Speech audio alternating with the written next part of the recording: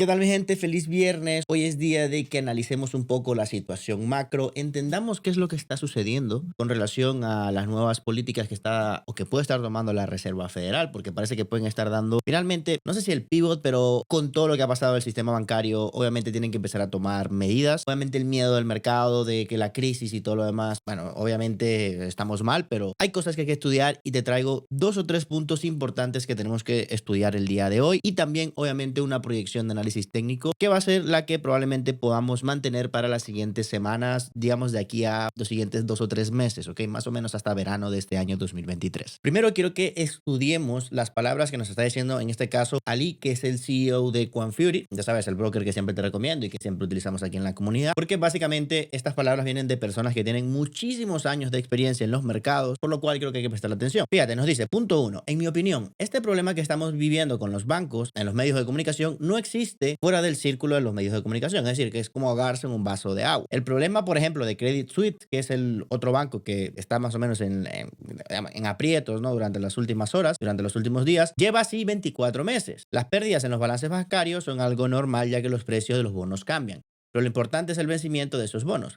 Esas llamadas pérdidas de balance existen desde que el sistema bancario y de seguros empezaron a funcionar desde el primer día y solo existen sobre el papel. Además, esas pérdidas en el balance tienen cobertura. En 2008, la crisis bancaria se debió principalmente a este problema, el impago del bono subyacente o del valor derivado. O no, en otras palabras, las coberturas no existieron. Punto 2. Lo que tenemos a día de hoy son dos vías económicas distintas. Una economía que funciona muy bien hasta ahora y una inflación que no quiere desacelerar. Es decir, que tenemos las dos cosas prácticamente a la par. Para que la economía se ralentice de forma significativa, hace falta tiempo. Y sea lo que sea, aterrizaje suave o recesión, no ocurre en un día y debe confirmarse. Lo mismo ocurre con la inflación.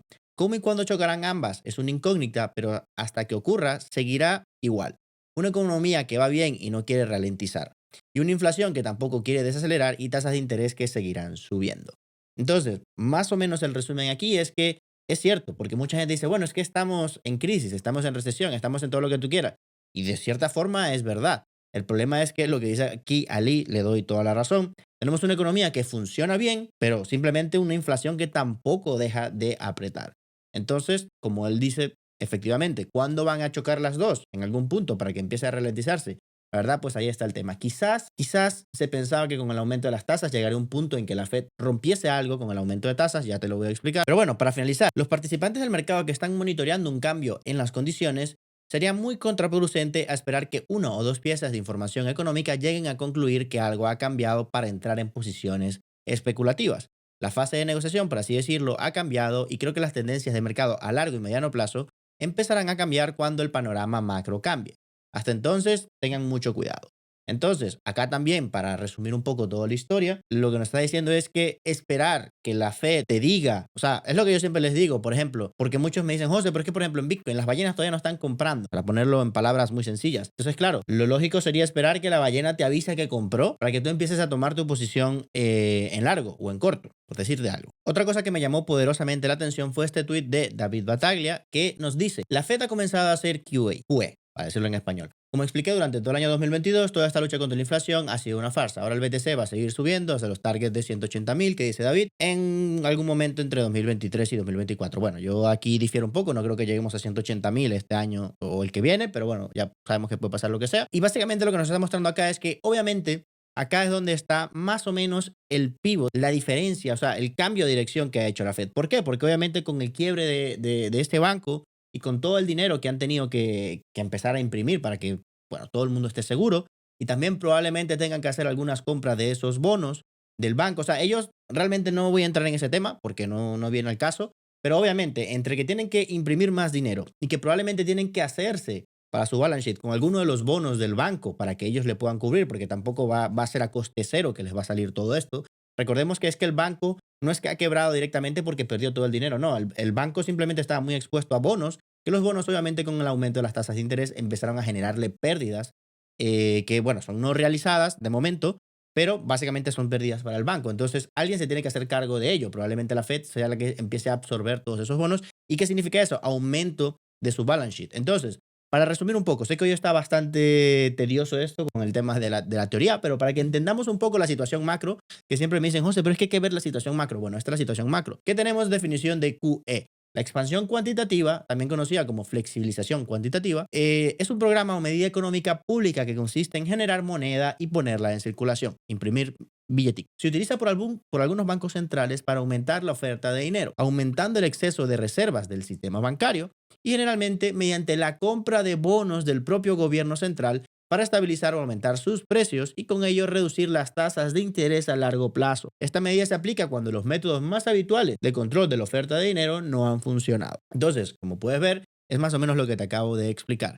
Al momento de imprimir más dinero y al momento de que se tiene que hacer ellos también en su balance sheet, probablemente absorber parte de los bonos que deben ser parte de la forma de pago que le está dando los bancos que han quebrado a la Fed, porque repito, esto no va a ser gratis, alguien tiene que hacerse cargo de ellos, es decir, la Fed prácticamente lo que va a hacer es aceptar las pérdidas que tienen los bonos que probablemente le pueda estar dando el banco en sentido contrario, en sentido de retrospectiva. Bueno, vuelvo y repito, metiéndome en mucho tema en el que no he investigado, pero la lógica económica me dice que probablemente sea así. Objetivos del QE, bajar los tipos de interés. Lo que se pretende es que la rentabilidad de los bonos baje. Como hay una mayor demanda de esto, su precio sube y la rentabilidad, por tanto, baja. Creación de liquidez para facilitar el crédito a los consumidores y empresas. Aquí es donde las cosas empiezan a poner un poco complejas porque, claro, tenemos una inflación que sí, ya la están controlando, es decir, la están bajando porque ya vimos que el último dato de inflación fue de un 6% cuando veníamos de un 6.4% y probablemente los siguientes datos, de momento, mientras se mantengan el aumento de tasas, va a continuar. Entonces, ¿qué es lo que a mi parecer puede suceder de aquí en más adelante? Creo que la Fed va a seguir como máximo con el plan que traían de aumentar las tasas hasta donde lo tenían previstas. Lo último que me había dicho Powell de probablemente aumentarlas un poco más, yo creo que eso no se puede dar porque claramente van a llevar a más bancos a mayor problema y luego lo que van a hacer es una locura, porque van a intentar curar a un alcohólico con más alcohol. Es decir, van a tener que imprimir aún mucho más dinero. Cuando la inflación de momento no la tienen totalmente controlada, van a estar impulsando para que la inflación vuelva a aumentar. Pero bueno, igual ya lo están haciendo. Un montón de cosas escabrosas, pero lo importante es que, como te digo, ya el tema macro está volcándose un poco para los que, bueno, pensamos que esto puede ser una recuperación a mediano y largo plazo. Ahora vamos a pasarnos al análisis técnico. ¿Ok? A lo que está pasando. Bueno, ya te lo había dicho en algunos de los videos al inicio de esta semana. La vela de esta semana, valga la redundancia, es decir, esta velita, bueno, velita, mira esa velota, ¿ok? Es igual de grande que esta vela que tenemos aquí. Esta vela claramente es una representación del sentimiento del mercado. ¿Cuál sentimiento del mercado? El sentimiento del chinito de Binance que dijo que iba a meter $1 billón de toda su reserva de recuperación del mercado y tal, de sus locuras, pero que es $1 billón prácticamente que lo iba a meter en Bitcoin, Ethereum, BNB. Estamos viendo que obviamente la Reserva Federal va a salvar a los bancos y probablemente esté dando ya un cambio en su política y nuevamente empezando a ampliar el balance sheet y oferta monetaria. Y tenemos el halving el año que viene y tenemos un hombro, cabeza a hombro en esta parte inferior y tenemos un cambio de estructura bajista, ¿ok? De bajista alcista, de la estructura o de la tendencia semanal bajista que traíamos. Y esta vela semanal cerrando por encima de estos 25.240 va a ser básicamente la confirmación oficial de que ya, muchachos, el bear market, me atrevería a decirlo, me puedo equivocar, pero ha terminado. Los 15.000 probablemente hayan sido el mínimo de Bitcoin. Pero como siempre, consulta esto con tu asesor financiero acreditado para que te dé las opiniones y te dé las guías y las pautas de lo que debas hacer o no debas hacer con tu dinero. Obviamente no metas tu dinero en juego o lo saques por algo que te dice alguien en internet que ni siquiera tienes acceso a hablar directamente en persona con él. ¿Ok? Entonces, bueno, en este caso te voy a dar mi posible proyección para las próximas semanas, ya que, pues nada, ya todo lo hemos estudiado en diversos videos. Lo que no te he dicho son los posibles precios que podemos estar esperando. ¿Qué estamos viendo? Pues Bitcoin en los $27.000, básicamente. Pues ya estamos en los 26.500 otra vez.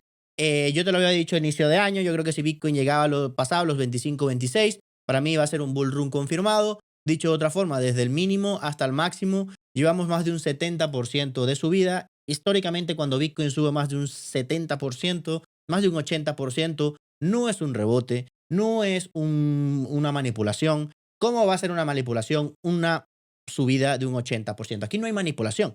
Aquí lo que tenemos es un movimiento claro y decidido al alza con, bueno, muchas condiciones macroeconómicas que estaban en contra y luego ahora se están volcando a favor. Y repito, las ballenas no te van a mandar el mensaje de que ya estoy comprando, ven y entra conmigo, porque hay que hacer la tarea y hay que comprar a medida que el precio va cayendo y se acabó. ¿Ok? Eso es mi opinión. Ahora, Proyección, para no darle muchas vueltas. Bueno, esto ya lo habíamos hablado a inicios de año, que esto podría convertirse en el inicio de un conteo de Elliott pues a mayor escala. En este caso, fíjate, aquí lo que tenemos son 5 movimientos en esta zona. Puede ser que me equivoque, habrá algún heliotista más en detalle, todo lo que tú quieras.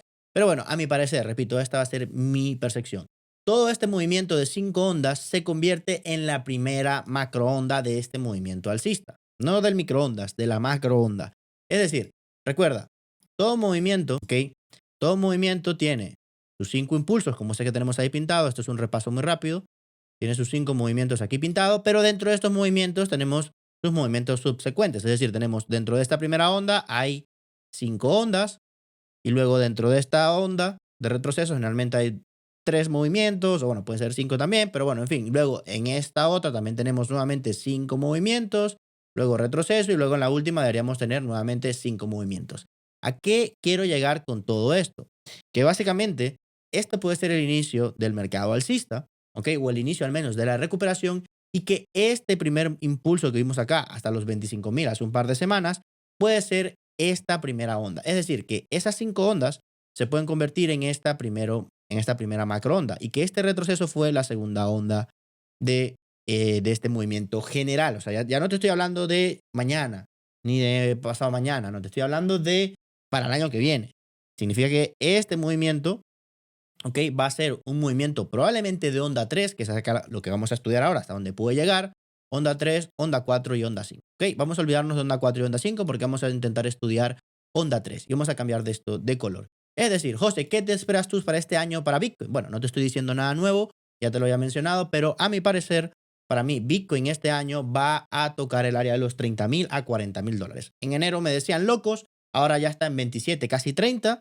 Y pues las cosas ahí como van. Es decir, cómo van bien. Así de sencillo. O sea, no hay que darle demasiadas vueltas al asunto.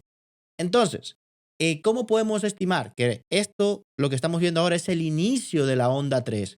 ¿Ok? Bueno, ¿hasta dónde puede llegar esa onda 3? Lo primero es, vamos a utilizar Fibonacci de retroceso, ¿vale? Es decir, vamos a utilizar este último máximo, fíjate, parte alta, ponemos parte baja por acá, ¿ok? Y vemos que estamos entrando en zona de liquidez importante. Es decir, hasta el área de los 28.000, 29.000 dólares tenemos un nivel FIBO que puede ser cuanto menos relevante. Así que yo creo que el próximo impulso que pueda estar dando Bitcoin puede llegar como mínimo hasta esta zona, ¿ok? No voy a entrar mucho en cómo se puede desarrollar este movimiento porque puede pasar lo que sea, pero lo que sí nos dice es que una posible onda 3, vamos a estudiarlo acá, ¿ok? Nos debería estar llevando, fíjate, hasta este menos 0.27 como mínimo. Luego tenemos el menos 0.61 sobre los 31.000 dólares. Y luego, generalmente las ondas 3 son muy, muy largas. Es decir, tienen mucha dirección y mucha fuerza. Entonces, ¿qué estamos viendo por acá? Fíjate este nivel del menos 1.27. Es decir, duplicaría el impulso de la onda 1, que sería este, y le añadiría también un 0.27%. Todo eso nos llevaría a que un target desde los 38.000 dólares para una posible onda 3 de este primer impulso puede ser algo muy, muy factible. Entonces, vamos a ponerlo de una forma más visual y fácil de entender. Estos dos son mis posibles, estos dos bloques que te voy a pintar son mis posibles targets para las próximas semanas, meses de Bitcoin, que complementarían esta posible onda 3.